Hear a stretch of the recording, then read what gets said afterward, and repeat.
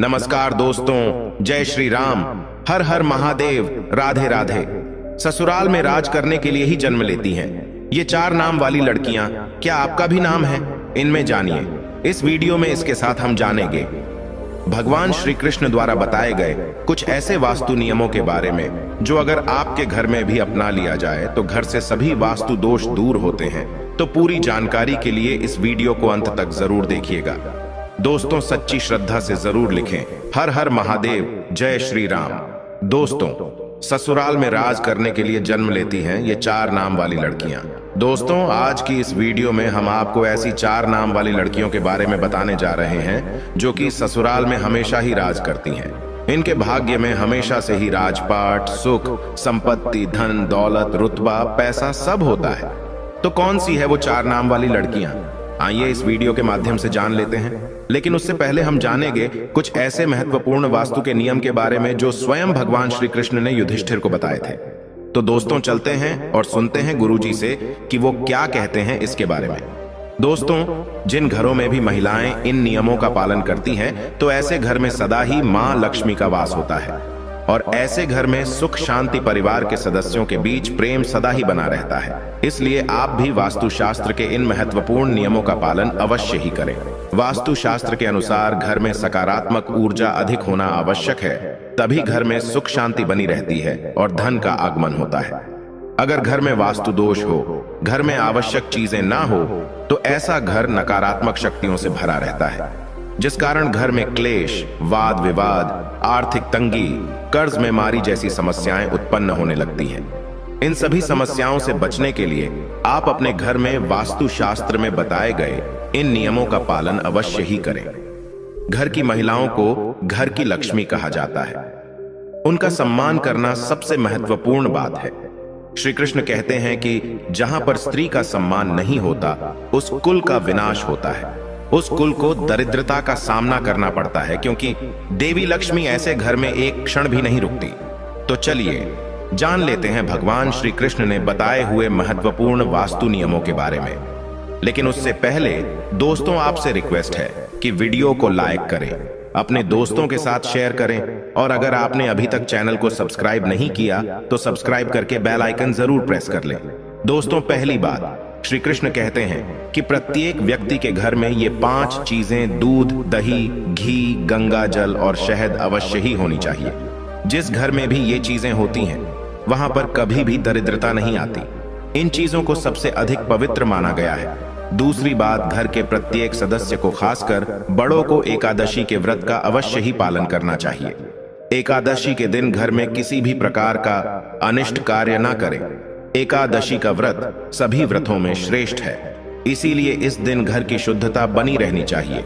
जिस घर की स्त्री एकादशी के व्रत का पालन करती है उस घर में लक्ष्मी सदा ही निवास करती है। तीसरी बात, शाम के समय घर में मां लक्ष्मी का आगमन होता है। इस समय पर घर का मुख्य द्वार और खिड़कियां खुली रखनी चाहिए। रोज शाम को चाहे 5 मिनट के लिए ही सही, लेकिन आपको अपने सभी खिड़कियां और दरवाजे खुले रखने चाहिए। शाम के समय घर के मुख्य द्वार पर घी का दीपक अवश्य लगाना चाहिए। दीपक जलाते समय इस बात का ध्यान रखें कि दीपक के नीचे थोड़े अक्षत अवश्य रखने चाहिए। शाम के समय घर के आंगन में पानी का छिड़काव करें। रंगोली बनाकर देवी लक्ष्मी का स्वागत करने से मां लक्ष्मी प्रसन्न होकर आपके घर में प्रवेश करती है। इसलिए आपको सुबह के समय या शाम के समय अपने घर के मुख्य द्वार पर रंगोली जरूर बनानी चाहिए। चौथी बात, घर के मुख्य द्वार पर स्वास्तिक का चिन्ह बनाना चाहिए। स्वास्तिक अत्यंत शुभ चिन्ह है। यह घर को बुरी नजर से बचाता है तथा घर में नकारात्मक शक्तियां प्रवेश नहीं कर पाती। पांचवी बात, हफ्ते में एक बार नमक के पानी से घर में पोछा लगाना चाहिए। नमक नकारात्मक शक्तियों को सोख लेता है और घर का वातावरण पवित्र करता है। स्नान करते समय भी पानी में थोड़ा सा नमक मिलाकर स्नान करना चाहिए, इससे तन की शुद्धि होती है।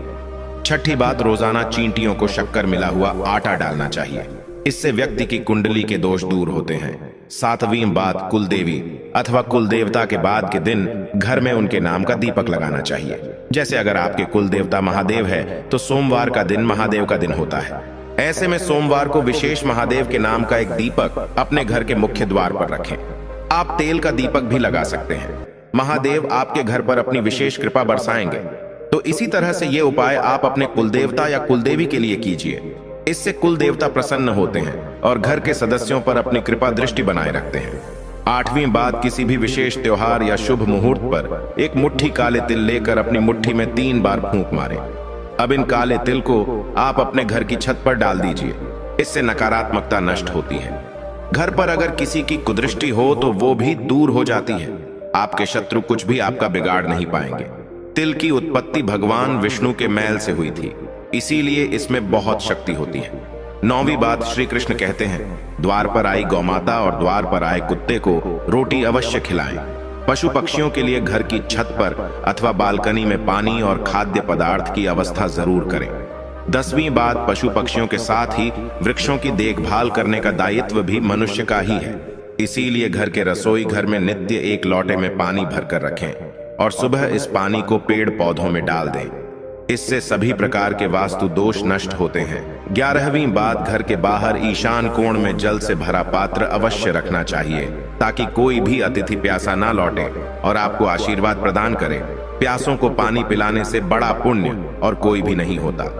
तो दोस्तों, ये तो थी वो महत्वपूर्ण बातें जो भगवान श्री कृष्ण ने सुख समृद्धि के लिए बताई। आइए अब जानते हैं कौन से वो 4 नाम हैं जो अगर किसी भी महिला के हो तो ऐसी महिला करती है। ससुराल पर राज। दोस्तों, शादी के बाद जब भी कोई लड़की अपने ससुराल जाती है तो उसे कई प्रकार के नियम कायदों का पालन करना पड़ता है। उसे अपने ससुराल के लोगों के अनुसार स्वयं को ढालना पड़ता है। हर घर का रहन सहन और उसमें रहने वालों की सोच बिल्कुल अलग होती है। ऐसे में इतने सारे लोगों के बीच जब एक लड़की बहू बनकर आती है तो उसे ही स्वयं के घर के माहौल के अनुसार ढलना पड़ता है। हालांकि सभी लड़कियां ऐसा नहीं करती, बल्कि कुछ लड़कियां तो इतनी माहिर होती हैं कि ससुराल जाकर बाकी सबका रहन सहन ही बदल देती है और खुद अपनी चलाकर घर पर राज करती है। दोस्तों, ससुराल जाकर सब कुछ अपने हाथों में कर लेना भी एक कला है जो सब में नहीं होती। ऐसे में आज हम आपको इस वीडियो के माध्यम से उन 4 नाम वाली लड़कियों के बारे में बताने जा रहे हैं जो कि अपने ससुराल पर राज करने के लिए ही जानी जाती है। दोस्तों, इन लड़कियों में कुछ ऐसी खास बातें होती हैं जिसके कारण ससुराल में सिर्फ इनकी ही चलती है और ये अपने हुनर के चलते घर को बहुत अच्छे से संभालती भी है। दोस्तों, ए नाम वाली लड़कियां, जी हाँ दोस्तों, ए नाम वाली लड़कियां बहुत ही चालाक होती हैं। इन्हें दूसरे लोगों का दिल जीतना या उनसे अपनी बात मनवाना बहुत अच्छे तरीके से आता है। ये जब अपने ससुराल जाती है तो अपनी मीठी मीठी बातों से सबको अपनी ओर कर लेती है। इसके बाद हर कोई इन्हीं की प्रशंसा करता है और इनके खिलाफ भी नहीं जाता। दोस्तों, इनकी ये कला इन्हें ससुराल में सबका फेवरेट बना देती है और ये वहां आराम से राज करती है। नंबर 2, एच वाली लड़कियां। एच नाम वाली लड़कियां भी बहुत ही हुनरमंद होती हैं। ये अपने हुनर से ससुराल वालों को खुश कर देती है। इनकी खूबियों को ससुराल के लोग भी नजरअंदाज नहीं कर पाते। इस प्रकार सबके मन में इनके लिए इज्जत बनी रहती है। इनके घर में आने से ससुराल वालों का सीना गर्व से चौड़ा हो जाता है। इसी कारण एच नाम वाली लड़कियां भी अपने ससुराल पर सम्मान के साथ राज करती है। नंबर 3, एन वाली लड़कियां भी दूसरे लोगों के दिमाग को बदलना अच्छे से जानती है कि अपनी बातों से किसी भी मनुष्य की सोच बदल सकती है। ये जब ससुराल जाती है तो स्वयं को वहां के लोगों के अनुसार नहीं डालती, बल्कि वहां के लोगों को अपने जैसा बना देती है। इन्हें जीवन में बदलाव पसंद होता है। ऐसे में अपने ससुराल में भी ये कई बदलाव करती है। इस प्रकार वहां इनका दबदबा बना रहता है। इन्हीं की हुकूमत चलती है। दोस्तों, नंबर 4, एस नाम वाली लड़कियां। इस नाम की लड़कियां थोड़ी अलग टाइप की होती हैं। इन्हें गुस्सा भी बहुत जल्दी आ जाता है और अपने ससुराल में बड़े ही ठाट बाट के साथ रहती है। जो व्यक्ति इनका हक मारने की कोशिश भी करता है तो वो इनके सामने अधिक समय तक टिक नहीं पाता और जाते ही ससुराल में सभी को अपने वश में करके रखती है।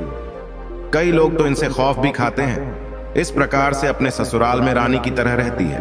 दोस्तों, ये थी वो 4 नाम वाली खास लड़कियां जो कि ससुराल में राज करने के लिए ही जन्म लेती है।